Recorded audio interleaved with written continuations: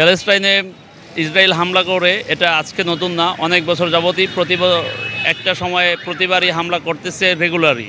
কিছু সময় বন্ধ থাকে, আবার করে, আবার বন্ধ করে, আবার করে। কিন্তু প্যালেস্টাইনের এই হামলাকে নিয়ে বিভিন্ন মুসলিম রাষ্ট্র সহায়তার নামে রাজনীতি করে এবং কিছু সংস্থা সহায়তার নামে তাদের পেট ভারী করে, তাদের অর্থ পুঁজি ভারী করে। আপনি বাংলাদেশের মতো অনেক রাজনৈতিক দল যারা আছে প্যালেস্টাইনকে নিয়ে রাজনীতি করার চেষ্টা করে এবং মানুষের একটা সিম্পিথি পাওয়ার চেষ্টা, অথচ প্যালেস্টাইনকে সাহায্য করার মতো কোনো কিন্তু তাদের ওই রকম অ্যাক্টিভিটিস দেখা যায় না। তাদের নামে বিবৃতি দেওয়া, তাদের পক্ষে মানে একটা জোরালো প্রতিবাদ করা, সংগঠন তৈরি করা কোনো মুসলিম রাষ্ট্রকে কিন্তু ওইভাবে দেখা যায় না। মুসলিম রাষ্ট্রগুলো প্যালেস্টাইনকে নিয়ে কী করে, একটা রাজনীতি করে। আর এই রাজনীতির প্রবণতা বাংলাদেশে অনেক বেশি।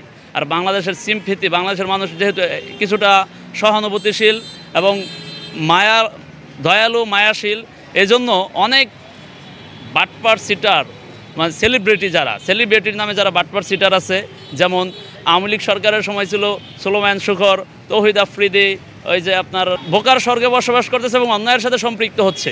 আপনি একটা অন্যায় করতে বা একটা দুর্নীতি তৈরি করতে সাহায্য করতেছেন। তো এই আমরা অবশ্যই জানি, যোগে যোগে আগুন যত দেখছেন, এই যে যখনই আগুন লাগতো কিছু সেলিব্রিটি হাজির হয়ে যাইতো টাকা নেওয়ার জন্য, কিন্তু ওই টাকা কোথায় দিছে তার হিসাব কিন্তু এখন পর্যন্ত কোনো সেলিব্রিটি দেয়নি। যে টাকা উঠানোর হিসাব দিছে যে এত লক্ষ টাকা উঠছে, বাট টাকা দান করার পরে কিন্তু কত টাকা দান করছে ওইটা কিন্তু সে দেয়নি। তার মানে অধিকাংশ সেলিব্রিটি থাকে বাটপার, সিটার, লম্পট। এইসব সেলিব্রিটিদের খপ্পরে পড়ে যারা সাধারণ সহজ সরল মানুষ কী করে, তাদের কষ্ট উপার্জিত অর্থটা তাদের পকেটে দিয়ে দেয় এবং তারা সাধারণ মানুষের অর্থ উপার্জিত টাকাটা নিয়ে তারা আরামায়েশ করে চলে আর নিজের সুনাম চেষ্টা করে। রাজনীতিবিদরা রাজনীতি করে, সেলিব্রিটিরা তাদের আরও ফেমাস বা আরও জনপ্রিয়তা বৃদ্ধির লক্ষ্যে তারা ওই সকল একটা পলিটিক্স করে। কিন্তু প্যালেস্টাইনকে নিয়ে এত সিম্পিথি, বাংলাদেশে যখন কোনো হানা হয়, কোনো আন্দোলন হয়, কোনো সংগ্রাম হয়, বাংলাদেশের মানুষকে যখন মারা হয়, তখন কিন্তু ওইসব সেলিব্রিটিদের আপনি দেখবেন না যে তাদের পক্ষে জোরালো প্রতিবাদ করতে। তো তখন মনে হয় যে নিজের জীবনের ভয়। কিন্তু প্যালেস্টাইন নিয়ে কথা বলতে গেলে তো নিজের জীবনের ভয় হয় না, ওইটা সহজে বলতে পারে এবং ওইটা বললে লাভ হয় কীভাবে?